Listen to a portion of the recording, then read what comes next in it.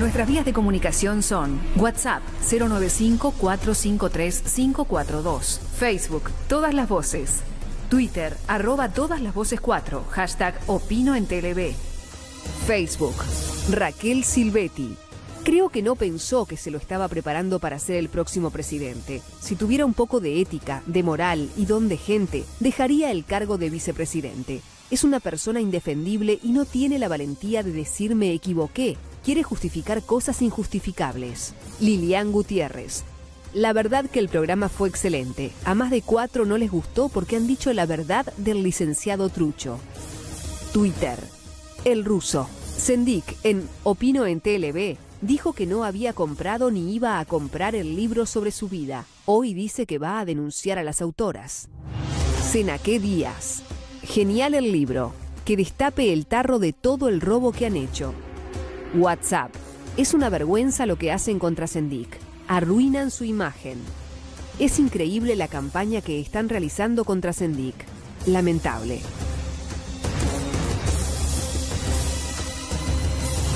Estamos en Todas las Voces por Montecarlo Televisión con el enorme placer de compartir con ustedes una noche más, en este caso la del jueves, y además muy gratificados con la presencia una vez más de Ale Labraga, recuperada ya. Ale, ¿qué tal? ¿Cómo te va? Placer. Hice de televidente, que no está mal, es un ejercicio ¿Sí? interesante. ¿Y qué te pareció lo que viste? Me ¿Te encantó, gustó? me encantó. Estuve ahí prendida hasta las 21:30. Conrado Hughes, de regreso. ¿Cómo te va, Connie? ¿Cómo estás, Daniel? Un gusto, Bien. amigos. La pasaste muy bien. Todo lo que se diga es poco. Ajá, que revisen tu cuenta de Twitter. Hay unas imágenes maravillosas allí. Lo pueden ver.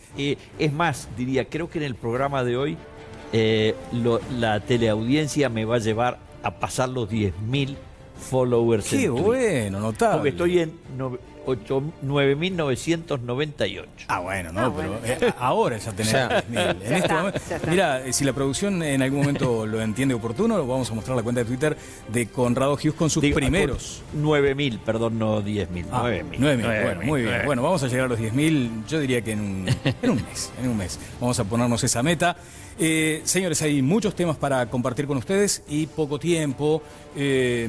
Hay algún aspecto vinculado a lo que reiteramos cada vez. Los mensajes que ustedes advertían allí tienen que ver con el contenido del programa anterior, pero queremos darle cabida y lo que decimos siempre, es apenas una gota en el océano, porque son muchísimos los mensajes a través de las vías que describía aquí Ale Labraga. Pero hay un enganche, 9.003 seguidores, me dice la producción que tenés, 9.003. Hay un enganche con el tema de hoy, porque efectivamente fue presentado el libro de Vivi Ruggiero y de Patricia Madrid, hubo repercusiones a tal punto que el propio vicepresidente, que en principio había dicho que no tenía interés en el contenido del libro, anunció luego que podría haber acciones judiciales contra las periodistas. Vayamos primero a este informe, si le parece, director.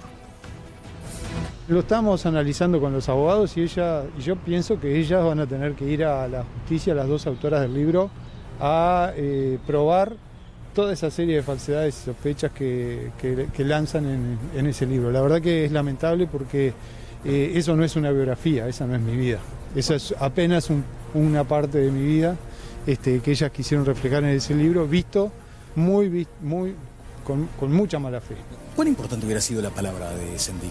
¿La buscaron además? ¿Se la negó buscamos reiteradamente? en reiteradas oportunidades y hubiese sido muy importante tenerla. Realmente era fundamental tenerla. ¿Por qué no investigan donde verdaderamente ha habido corrupción en el Uruguay? Investiguen a donde ha habido corrupción. ejemplo, ¿dónde? Por ejemplo, yo tenía sentados en la Asamblea General a dos diputados que estaban sentados en la Asamblea General que están procesados. Hay uno que hoy están pidiendo el cierre de fronteras. ¿Ustedes lo investigaron? ¿Ustedes investigaron a Zulamián si hubo financiamiento a las campañas electorales de su partido por parte de Zulamián? ¿Si Sanabria financió la campaña electoral de su partido? No, el periodismo no investiga eso. Se ensaña con determinadas figuras para generar la idea de que en el Uruguay existe corrupción en el gobierno. Y lo hablo en nombre de todo mi gobierno. Mi gobierno no tiene elementos de corrupción. Ustedes saben que hay un legislador que gastó $220.000 en viajes. ¿Ustedes saben en qué gastó Arturo Heber? Luis Alberto Heber, $220.000 en viajes, entre viáticos y viajes. Desde el exterior, Luis Alberto Heber contestó: hay quien grita en la pulpería y calla en la comisaría. Trabaje un poco y traiga lo que dice la prensa al Senado, y ahí debatiremos. Bueno, hasta aquí este intercambio. Hay quienes opinan que este tipo de debate se envilece al sistema político y que muchas veces hay que tener ciertos cuidados con el tratamiento, con el debate en los términos en los que se da, porque parece que acá ahora todos están bajo sospecha, pero eso es lo que entiende un grupo de analistas, de observadores atentos. Lo cierto es que acá hay algunas repercusiones de la entrevista que se realizó en el programa anterior con Patricia y con Viviana, y es esa eventualidad de que sean demandadas por el vicepresidente de la República. ¿Tienes el libro ahí, Conrado? ¿Lo has leído ya todo completo? No. Lo compré ayer de mañana cuando llegué y he estado leyendo. Voy salteando porque he escuchado entrevistas y porque además sigo la trayectoria de Raúl Sendic desde hace muchos años. ¿Y qué te ha sorprendido del libro que no supieras? Que no supiera, cosa que yo sospechaba. Su fundación, creada en el año 2012, era realmente un instrumento para generar su campaña política, y además estuvo a cargo, y eso está denunciado en el libro, de la agencia de publicidad que Alura había contratado y que terminó siendo la agencia de publicidad de ANCAP. Y lo más sorprendente de las noticias nuevas fue un contribuyente el principal contribuyente de la lista 711, que lo hacía bajo una compañía, sociedad anónima trucha, con domicilio inventado, con autoridades de testaferro, y que finalmente apareció un ciudadano paraguayo de nombre Leiva. Bueno, tú habías mencionado, Oscar, en el programa anterior, ese acento que también en este momento marca el vicepresidente. Parece una campaña en su contra en particular. Más que campaña, yo lo que digo que hay cosas con las que hay que tener cuidado. Yo en varios programas acá hemos traído, yo no hablé en el caso Sulamián porque todavía no está juzgado, pero hay un montón de circunstancias sí juzgadas. Yo puedo decir que los ediles de los partidos tradicionales que participaron en la operación Omega de tráfico de armas en la frontera financiaban a los partidos tradicionales. No puedo decir ni puedo sugerir. Yo puedo decir o puedo sugerir que el edil electo por el Partido Nacional, que ahora pasó al Partido de la Gente y que estuvo en la estafa del FONASA, financiaba la campaña de los partidos tradicionales con esa plata. No puedo decir ni puedo sugerir. Puedo decir que los dirigentes de Cerro Largo que fueron procesados por contrabando financiaban la que... No, puedo decir que son procesados por contrabando. ¿Es lo más frecuente? No es lo más frecuente. Ha habido casos excepcionales.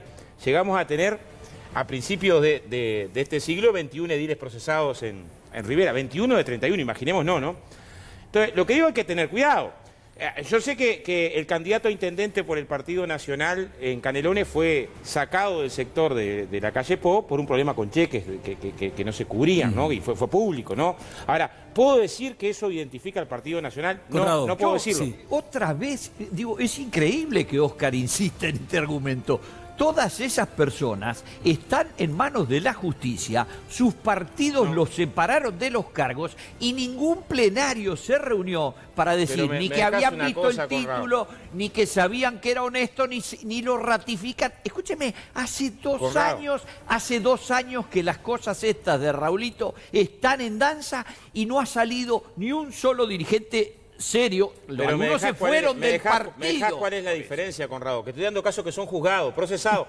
Sendic está en la justicia. Habrá que esperar que la justicia resuelva. Alguien tiene que esperar a la justicia para saber que gastamos 1.000 millones. Hay una circunstancia que es un derecho humano fundamental. Una cosa es que diga gestiona pésimo. Otra cosa es que diga se robaron todo. Son dos elementos diferentes. ¿Quién dijo se robaron todo? Hay que tener cuidado. Se ha generado una campaña de ese tipo. Entonces lo que digo es, hay un elemento que es lo hablé en el caso Sulamián, ¿no? Cuando me consultaron Sulamián digo, mira, está en la justicia, hasta que no lo juzguen, no conviene hacer un linchamiento paralelo. Tengo a dos diputados calificados aquí, es muy grato recibir a Gerardo Núñez. ¿Qué tal, Gerardo? ¿Cómo anda? Muy buenas noches, muy bien. Y a Gonzalo Mujica. ¿Qué tal, Gonzalo? ¿Cómo le va? Buenas noches. Calificados para hablar de varios temas, pero en particular querría preguntarles, más allá de que luego vamos a ir a esa lógica, parece un juego, pero podríamos llegar a tener el voto 49 y el 50 aquí, representados aquí esta noche en este debate. Pero querría también, antes de ingresar a lo que significa esa necesidad que tiene el sistema político de negociar más y mejor, querría consultarles por este aspecto vinculado a la situación del vicepresidente Sendic y a los casos que ha mencionado Oscar, porque el Frente Amplio, Gerardo, desde tu punto de vista, ¿no ha estado omiso en indagar, en investigar más algunos de los casos que mencionó Andrade, por ejemplo? No, yo creo que el Frente Amplio lo que intenta hacer es no sustituir los espacios judiciales que existen y que están previstos con las herramientas adecuadas para dar la mayor garantía posible a la persona que es acusada y obviamente a aquellos que acusan. Por eso ustedes se oponen a la integración de algunas investigadoras. No, en algunos casos cuando nos oponemos a algunas investigadoras tiene que ver con la falta de sustentos, de fundamentos que ameritan la conformación de una comisión investigadora. Fueron las razones que llevaron a Gonzalo a decir que no se sentía ya cómodo en el Frente Amplio, que él no entendía como una fuerza política, se condicionaba a la hora de votar ese tipo de investigadoras, Múgica. Claro, sí, las investigadoras desencadenaron un proceso político que terminó mi alejamiento. El Frente Amplio en un momento determinado, por voz de su presidente, me consideró fuera de sus cuadros orgánicos. Yo no discutí esa definición, me pareció que de alguna manera representaba bien lo que estaba sucediendo. Tampoco mi actitud tenía por objetivo generar un relajamiento de las normas internas del Frente. Mi actitud tenía por objetivo defender algo en lo cual yo creía. Yo creía que los negocios con Venezuela y que la forma en que se prestaron los dineros del Fondes debían ser investigados. Había sustento allí, dice usted. Absolutamente. ¿Qué es lo que entiende Gerardo, que de pronto no existía eso? No, nosotros consideramos que había un aspecto que estaba saldado por la justicia, donde decía de manera clara que no habían existido delitos. Ahora se insiste nuevamente en un escenario judicial.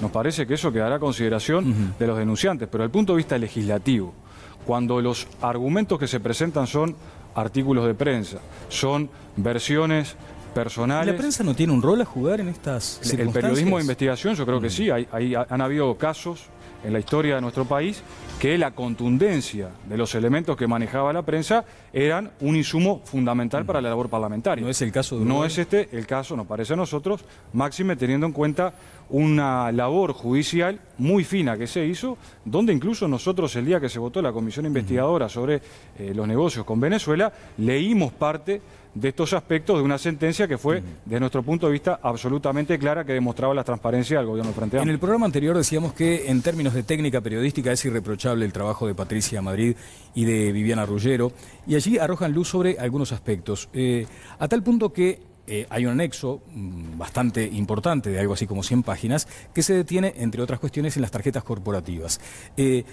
¿No es acaso ese un aspecto que debería ser internalizado al Frente Amplio para que se explique en detalle, como se sugirió en un momento, que se explique en detalle de qué iban esos gastos? Y eso es una investigación periodística. Que el Frente Amplio está asumiendo una labor fina sobre estos aspectos, fina, a iniciativa. Y si tienen que sancionarlo y ha pasado en otros casos, si se tiene que hacer, se hará. El tema es, lo que no se puede hacer, y es lo que está sucediendo en algunos casos, es que se parte de la base que la persona que es acusada ya es acusada, inverso al proceso que deberíamos tener en un Estado de Derecho. Es decir, primero somos inocentes hasta que se demuestre lo contrario. La presunción de inocencia y a veces debería ser se ha salteado esa etapa, lo cual es muy peligroso para la democracia. Gonzalo, ¿usted qué opina del incidente o del periplo? Porque ya a esta altura es un derrotero bastante extenso.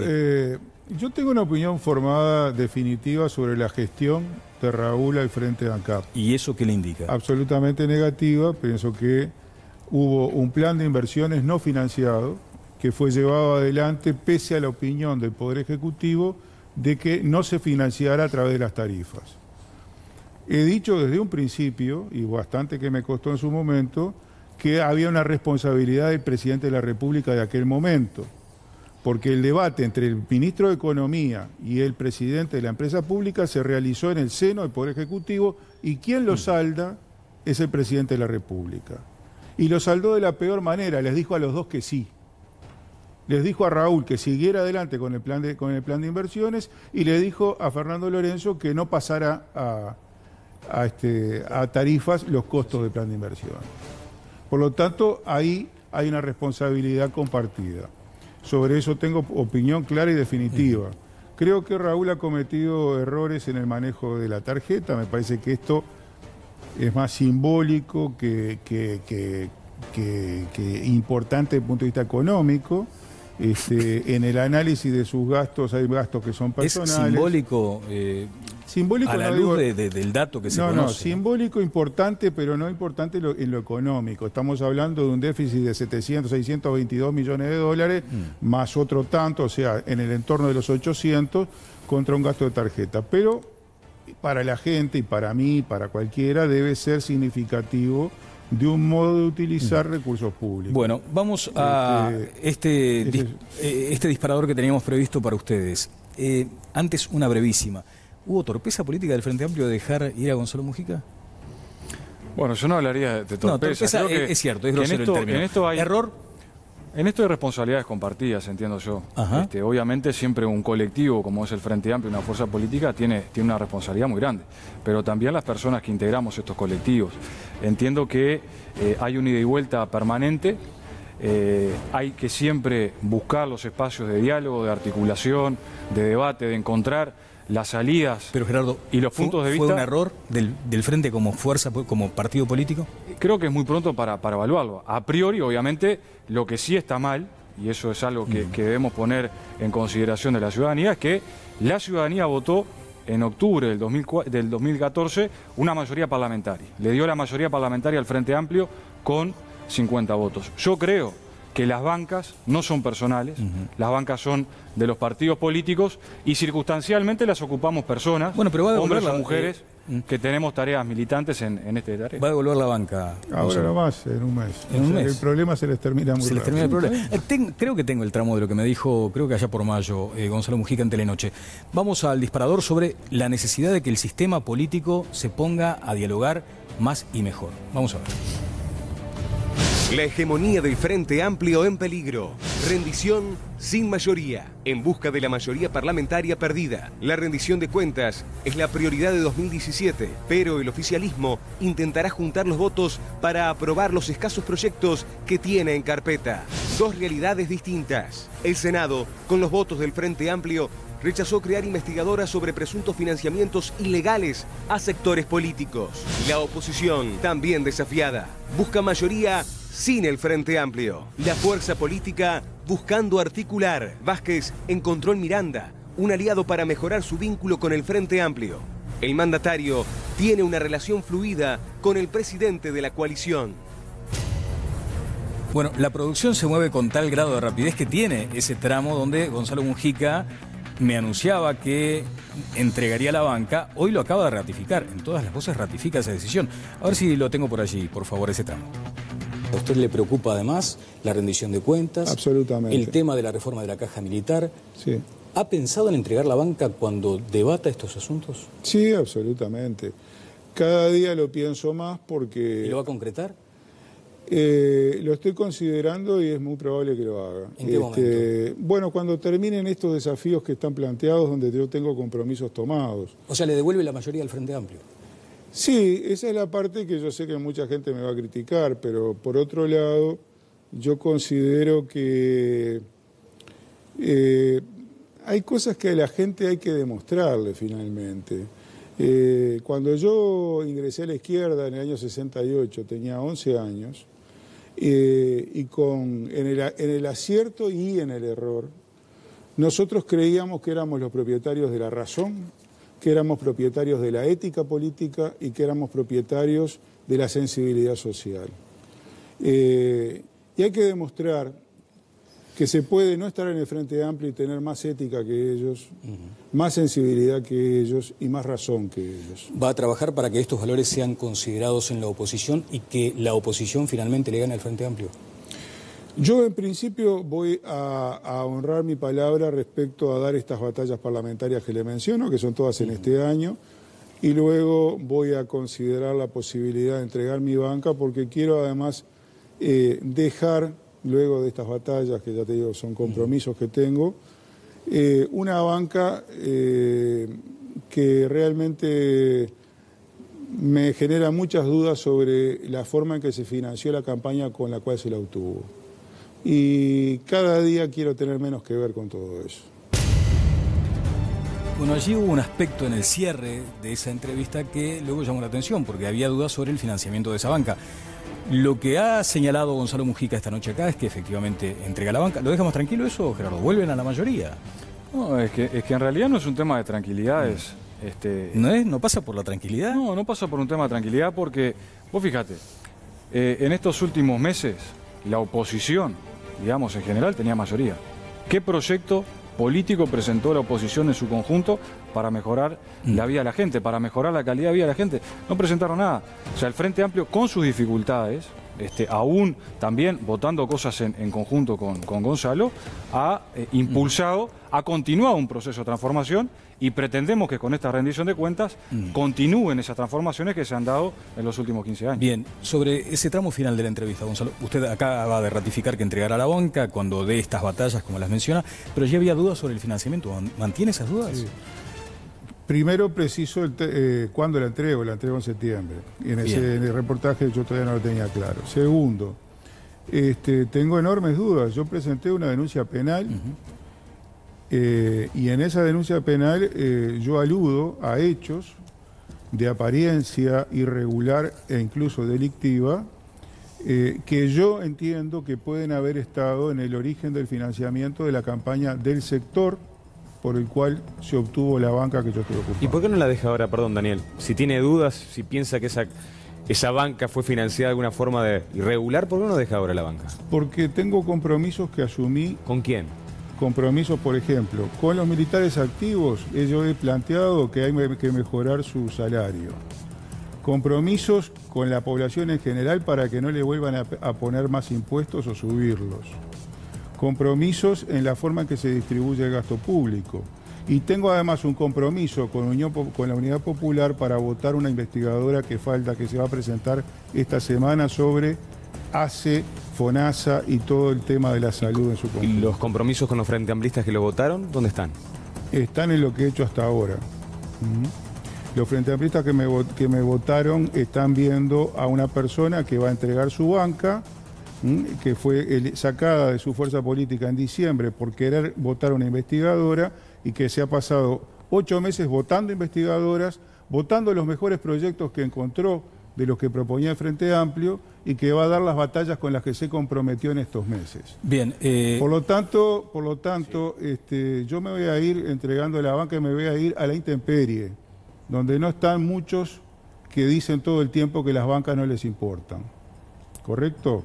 Ahí es donde me van a ver los que me votaron. Y en algunos actos del Partido Nacional, hace unos días fue a un acto de Abdala, de la lista. ¿Qué tiene que ver? El lunes voy a uno del Partido Colorado. No puedo hablar con los demás. Además, si yo voy a la calle, como ciudadano, ¿no es cierto? Si yo me voy a la intemperie, ¿qué pasa? ¿No puedo seguir pensando y hablando con la gente? ¿No va a hacer campaña por ningún partido? O tengo que dar cuenta ante los frente amplistas de lo que voy a votar en el 2019. Yo voy a ser un ciudadano, tengo derecho a tomar mis decisiones y hacer lo que quiera, un ciudadano de a pie. Y voy a estar dialogando con los demás ciudadanos a través de una iniciativa que tenemos con otros frente amplistas que se han ido junto conmigo, que se va a llamar Iniciativa Programática, que no va a ser un partido, pero que va a ser una plataforma de propuestas programáticas para el sistema político. Bien, decía el lunes con un sector del Partido Colorado, el de Conrado Rodríguez, el diputado Conrado Rodríguez. Mujica acaba de decir que no votará impuestos, pero la rendición de cuentas, el proyecto remitido por el Poder Ejecutivo, que hoy fue presentado además por el equipo económico, incorpora nuevos impuestos. No habrá su voto allí. No, esta rendición incorpora, en realidad, se han llamado nuevos impuestos, pero lo que hace es elimina las exoneraciones a algunos premios en los juegos, quinielas y otros juegos, carreras de caballos. Por lo tanto, esas exoneraciones cambian, no las elimina del todo, las elimina en los casos en los que la relación entre la apuesta y los premios es de 1,40. Y por otro lado, aumenta una tasa que ya existe, la tasa consular a las importaciones. Yo tengo razones de dos tipos para no estar de acuerdo con ninguna de las dos aumentos. En el caso de la tasa consular, que es el más importante porque es el que más va a recaudar, ese aumento de tasa no es un aumento de tasa de los importadores, es un aumento de tasa al consumo. ¿No hay un derrame sobre el consumo en consecuencia? Absolutamente. Es decir, Esa tasa la pagan los consumidores. El importador funciona como un agente de retención. Este ítem, entonces, usted no lo va a votar. Porque esa tasa es parte del costo de introducción.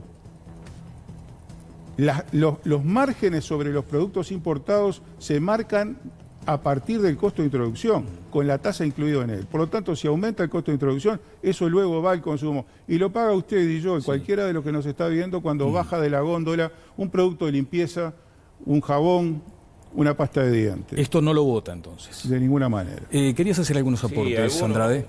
Algunas valoraciones, ¿no? Nosotros durante todo el 2014 hubo un debate abierto a un escenario nuevo, porque ese escenario era del Frente Amplio sin mayoría parlamentaria, ¿no?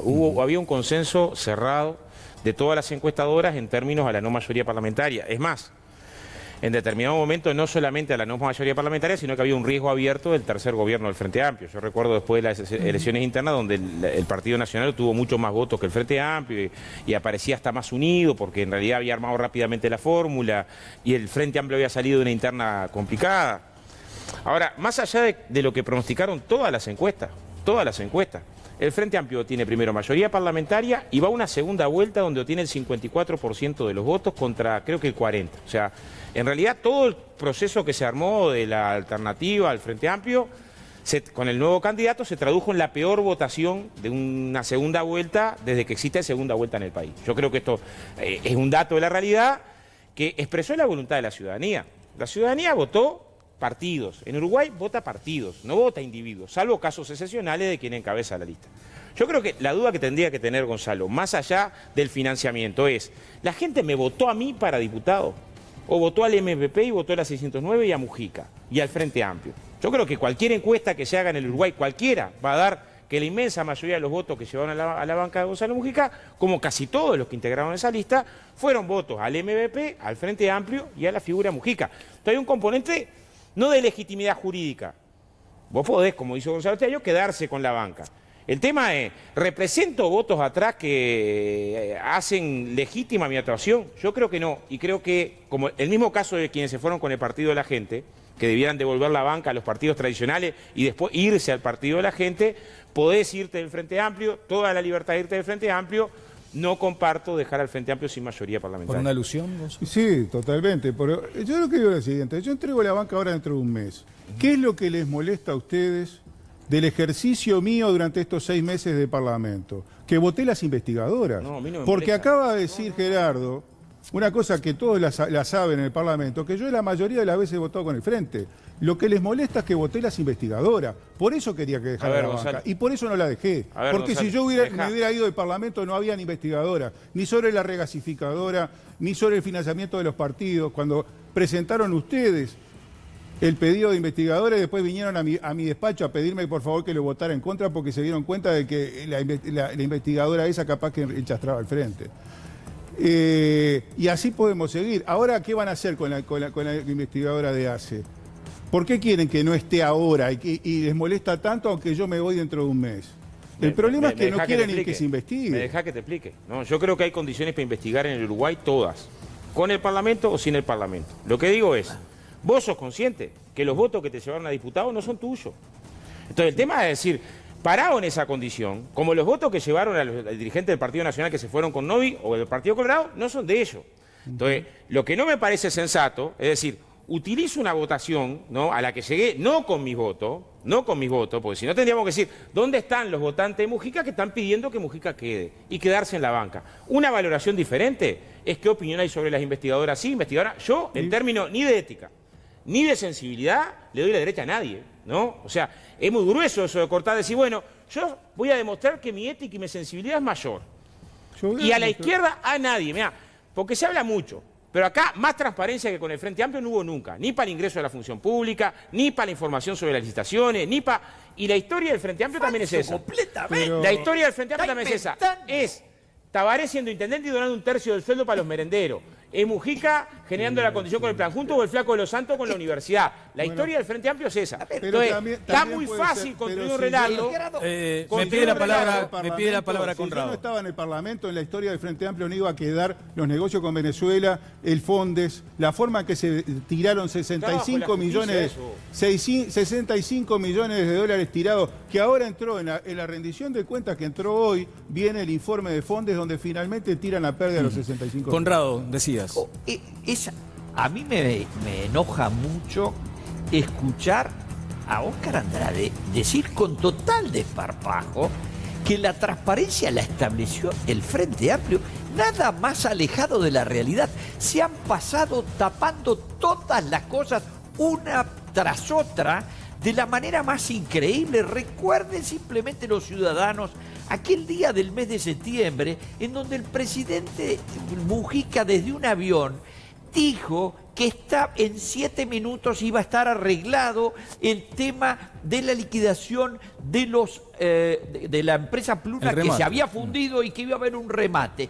Y resulta que en ese día del comienzo del mes de octubre del año 2012, pudimos saber un mes después y luego 2 meses y 3 meses que todo eso estaba organizado y tapado por el presidente de la República con un aval trucho, involucrando indebidamente a gente honrada como el economista Lorenzo y terminando en un inmenso enchastre que taparon de manera deliberada. Y ahora nos recuerda el diputado Mujica, y con razón, que uno tras otro todos los incidentes. El señor dirigente diputado del grupo de José Mujica, que fue 88 veces a Venezuela y que consiguió créditos increíbles del fondo que no pagó, y ahora nos dice el diputado, pues yo no leí la rendición de cuentas, es una cosa así, que los 65 millones de dólares que él dijo y el diputado Goñi dijo que eran a fondo perdido y la más absoluta irresponsabilidad del uso de los dineros públicos, ahora se tira a pérdida con la autorización. Diputado Núñez, el Banco República tenía pérdida con la empresa. En los 20 años que fueron gobiernados. 2.000 millones de carteras incobrables. Siempre el mismo cuento del año 93. A ver, por favor, vamos a escuchar al diputado. Ese es un aspecto a considerar porque parece que todo lo que se hace mal lo hacen los trabajadores y los emprendimientos autogestionados. Y acá, empresas de renombre no solamente maltratan a sus trabajadores, no solamente no pagan los laudos salariales, no solamente los echan en condiciones pésimas, sino que le deben al Estado uruguayo miles y miles de millones de dólares, y podríamos hablar mucho de eso. Yo quiero decir algo. No es verdad que sin el voto de Mujica no hubieran existido comisiones investigadoras en el Uruguay. De hecho, la comisión investigadora de ANCAP, que se terminó votando en el Senado, contó con los votos del Frente Amplio, y si no hubiesen estado los votos del Frente Amplio, esa comisión no hubiese existido. O sea, no es a priori la posición del Frente Amplio decir no a las comisiones investigadoras. Es sí cuando hay elementos que ameritan un tratamiento parlamentario serio, protegiendo una herramienta democrática muy importante, porque acá lo que está pasando y lo que está ocurriendo en el Parlamento es que se está transformando en una gran mega investigación, ¿no? Todo se investiga desde el punto de vista parlamentario. Todos se crean comisiones investigadoras. Y está bárbaro. Pero acá lo que quiere la ciudadanía es que resolvamos los problemas que entienden ellos son importantes. Y obviamente que estos temas son importantes. Pero ¿cuáles son los proyectos que ha presentado la oposición para resolver los 40.000 puestos de trabajo que se perdieron en los últimos años? Mujica. ¿Cuáles fueron las propuestas para mejorar la educación, para mejorar la inserción en toda la sociedad de los sectores más postergados? Yo insisto en que lo único que les molesta a los Frente Amplistas y lo que le molesta a tus dos panelistas que están tan enojados conmigo porque yo no entregué la banca en estos meses, es que en estos meses se votaron las investigadoras que están trabajando. Y falta una todavía, que va a ser tan grande y tan importante como las que están trabajando. La de ACE, dice. La de ACE que viene ahora. Eso es lo que les molesta, porque fue lo único trascendente en lo cual mi voto decidió cosas en estos meses.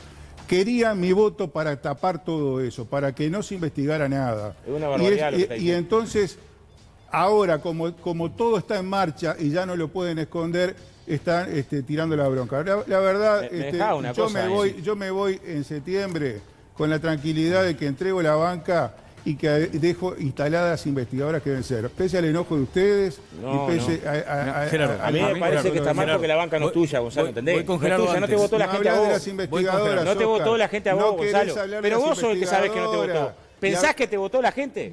¿Querés hacer una consulta de cuántos votos tuvo Gonzalo Mujica? Vos no querés hablar de las investigadoras. Gerardo, vos sabés mi opinión de las investigadoras en la coordinadora del FAC.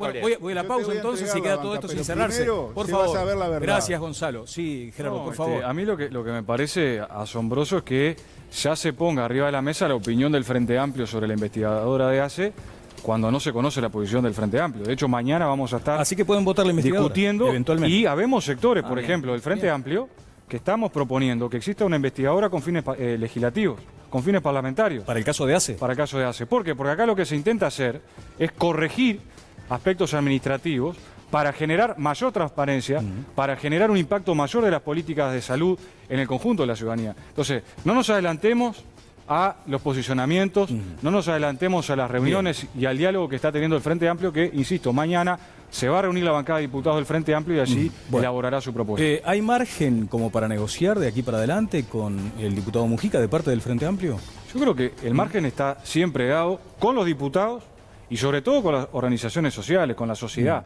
Yo creo que a veces... Sí, pero las organizaciones sociales no levantan la mano. No, pero generan también elementos de presión en el buen sentido para empujar determinadas lógicas, porque ¿qué es lo que pasa acá si no se vota la rendición de cuentas?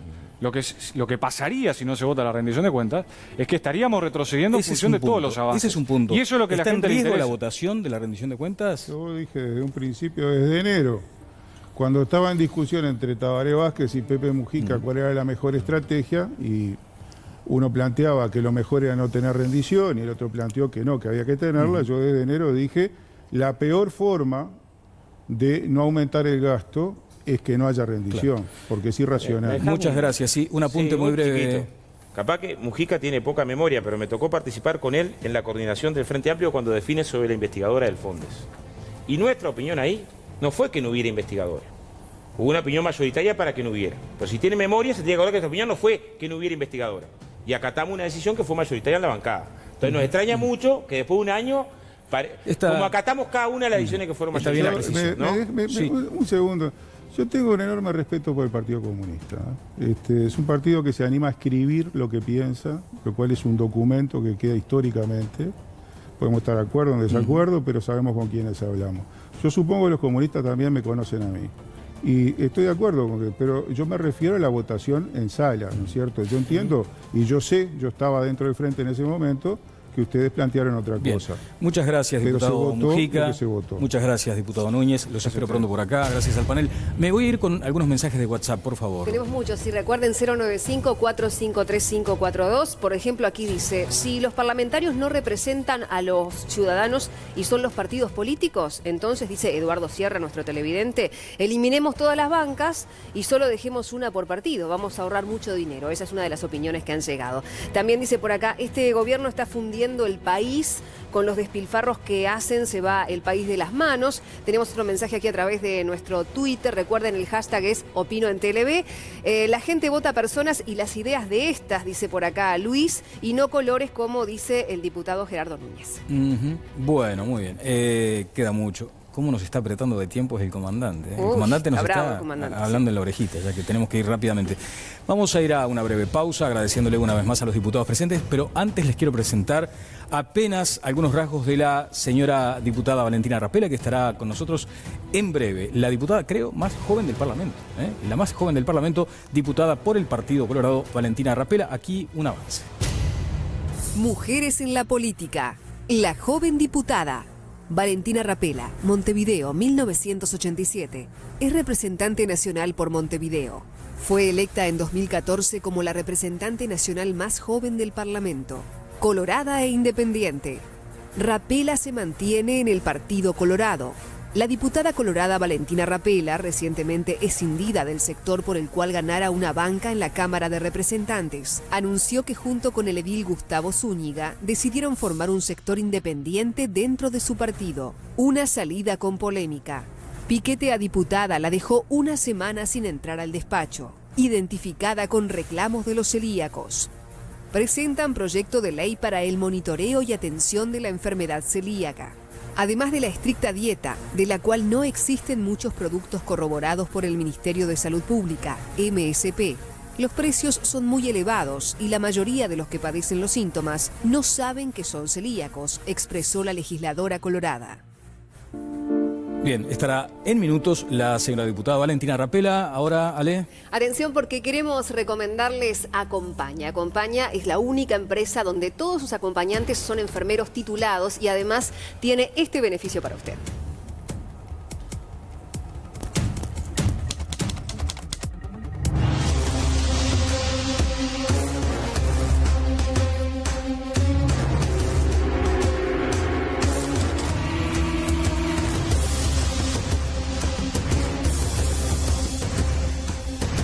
Ingresamos al tramo final de Todas las Voces. Ustedes tenían en lo previo un informe respecto a la diputada Valentina Rapela, que nació en el año 1987. Es la diputada, la legisladora más joven actualmente en la Cámara de Representantes. Valentina, buenas noches, ¿qué tal? Buenas noches, Daniel, buenas noches al panel y muchas gracias por la invitación. Ahí hay una competencia con Manuela Muti, ¿no? Con Manuela, sí, un par de meses de diferencia. Yo soy más chica que ella, pero un par de meses nomás. En la pausa, Óscar, decías que en algún momento habías coincidido con algunos proyectos presentados por Rapela. En la Comisión de Legislación planteos interesantes desde el punto de vista de ampliar la licencia para actividad privada por estudio, de una forma de regulación de limitar las horas extras. Yo creo que son componentes en los que habría que trabajar.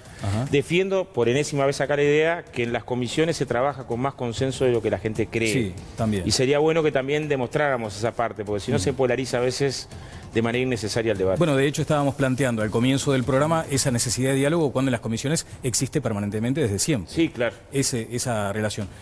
Conrado, ¿te gusta la renovación del Partido Colorado? A ver, a mí lo que me gusta es los diputados y las diputadas jóvenes.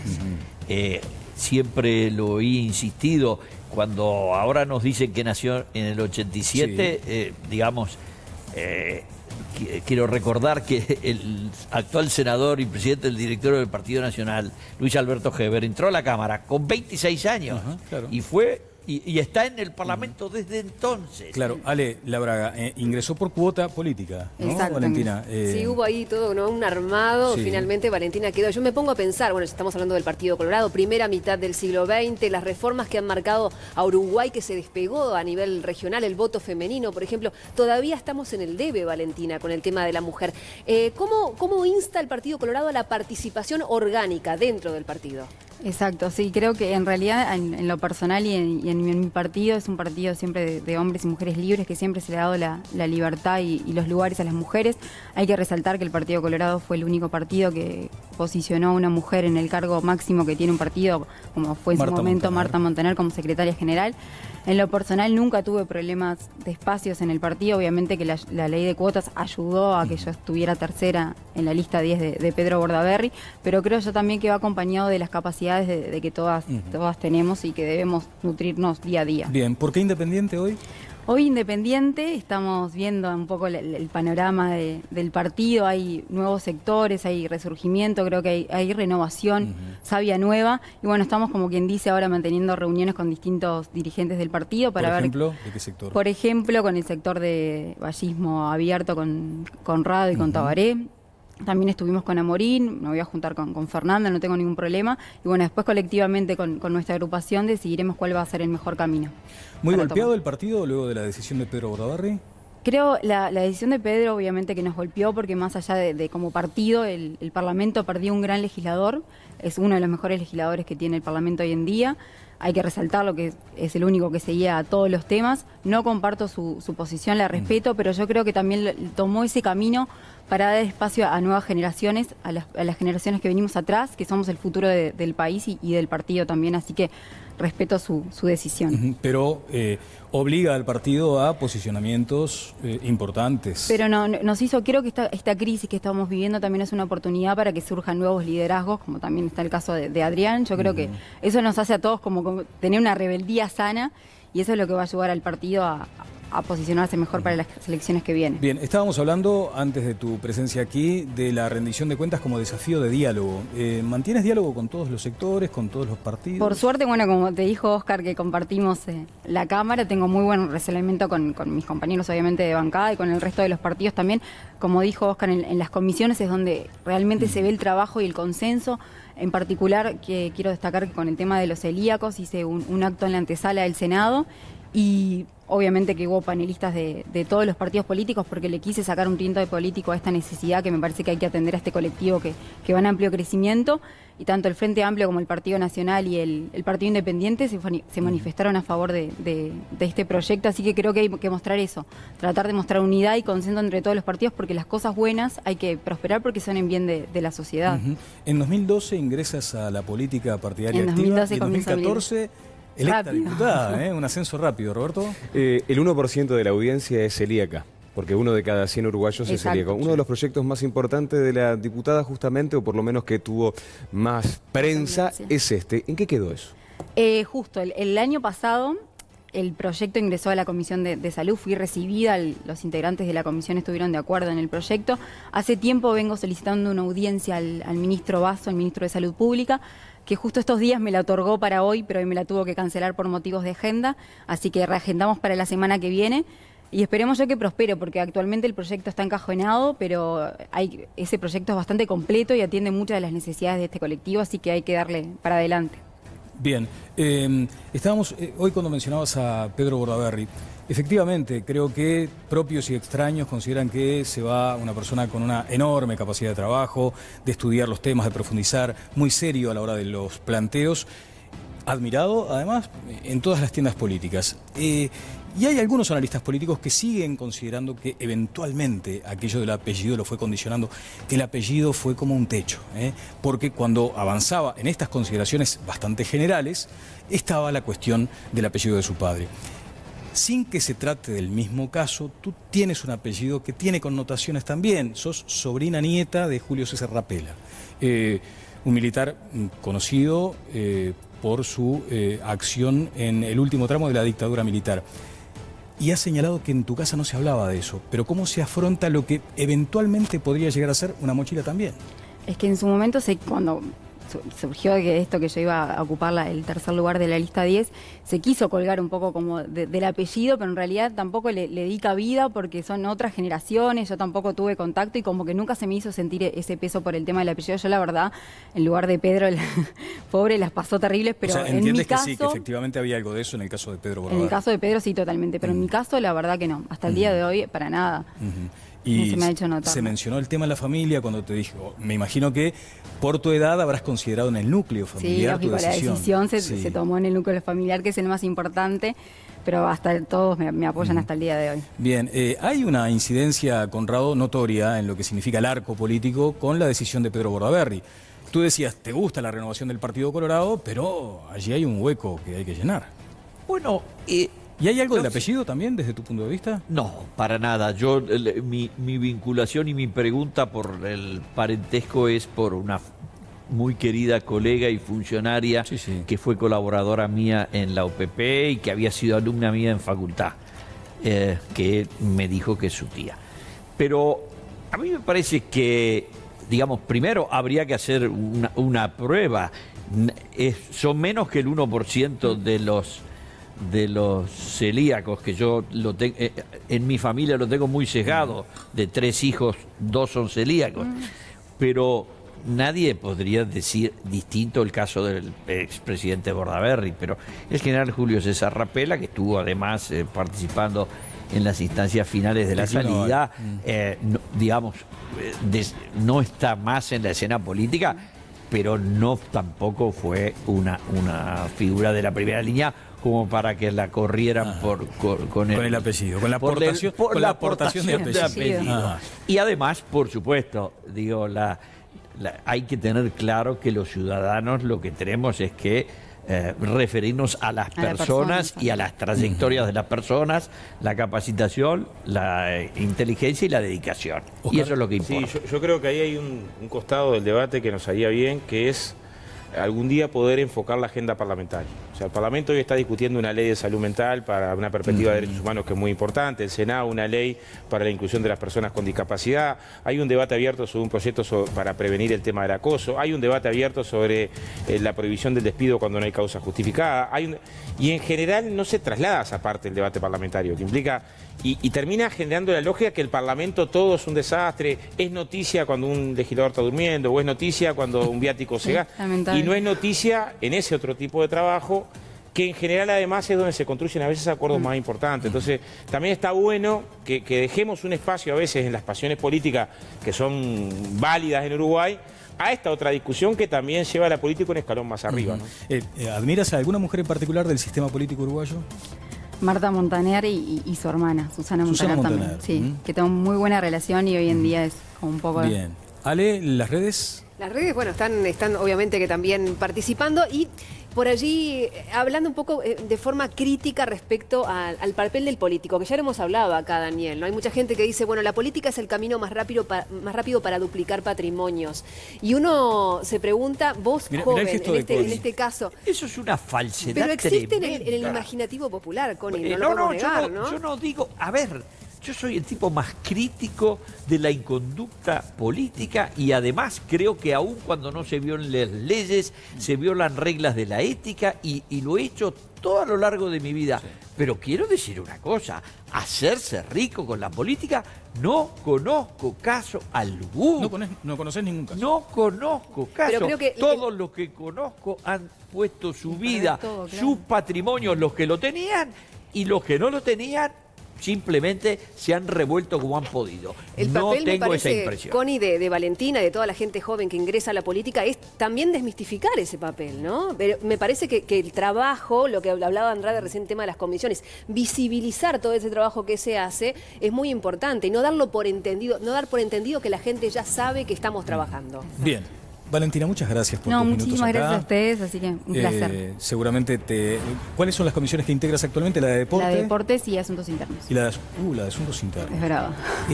¿Cómo se incorporan estos debates que muchas veces se dan a través de los medios, a través del sistema político, pero se internalizan también? Porque si estamos en una comisión de asuntos internos, hay revisiones con el asunto de los viáticos, hay revisiones con los viajes, ¿hay algo de eso? En realidad, en ese sentido tenemos mucho trabajo. A veces uno dice, subestima un poco la comisión de asuntos internos, si bien la mayoría dependen después de la aprobación de presidencia de la Cámara, pero tenemos un lindo trabajito ahí. Muchas gracias. No, gracias a ustedes. La señora diputada Valentina Rapelo estuvo con nosotros. Nos vamos a reencontrar el próximo martes. El martes estaremos aquí con todas las voces por Monte Carlo Televisión. Encantado de tenerlos nuevamente a todos en pleno. Anela Braga recuperada, Connie Hughes en su lugar. Connie, las fotos. ¿Y cuántos seguidores tenemos actualmente? 67 subimos. Subimos 67, 9.067. Bueno, vamos a llegar el martes con 9.300, ¿está bien? Que sería un enorme disfrute. 9.300 para el martes. Tenemos que lograr el Twitter de Oscar Andrade. Sí. Estaba bravísimo. Pues, bueno, pero hay que arrancar. Usted es valiente, ¿Cómo se va a llamar la cuenta? ¿Boca Andrade? Sí, vamos a ver. Tengo que hablar con Leandro, que sé que... Con el hijo. Bueno, muy bien. Nos vemos el martes, que pasen todos muy bien.